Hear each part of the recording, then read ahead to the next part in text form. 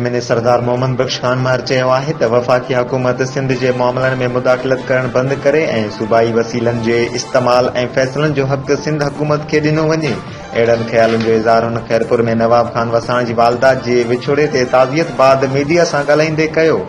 संदसि वधीक चवण हो त वफ़ाक़ी हुकूमत अवाम जो जीअं जंजाल बणाए छॾियो आहे ऐं हाणे त 60% खां वधीक कारोबारी माण्हू बि चवनि था त असांखे का ख़बर कोन्हे त हिन हुकूमत जो कहिड़ो रस्तो ऐं कहिड़ी मंज़िल आहे। सरदार मोहम्मद बख्श खान मर जो चवण हो त हिक पासे सिंध खे पंहिंजनि वसीलनि खे इस्तेमाल करण जो हक़ कोन्हे, ॿिए पासे सिंध जे तेल ऐं गैस समेत हरणी वसीलनि ते वफ़ाक़ जो कब्ज़ो आहे।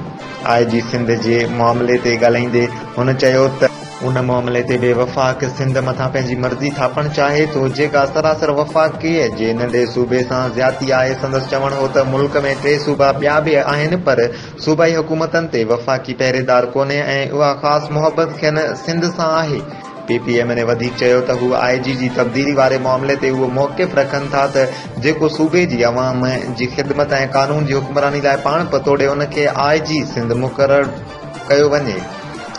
सरदार मोहम्मद बख्श खान मार हिकु सवाल जे जवाब में चयो त मुल्क में ख़ुशहाली आणे छॾी आहे जा वफ़ाक़ी हुकूमत खे वाइदी करणा आहिनि त हिकु वज़ीर आज़म ऐं हिकु वफ़ाक़ी वज़ीरनि खे सुई लॻे पोइ मुल्क सभिनी खे जन्नत जहिड़ो लॻंदो।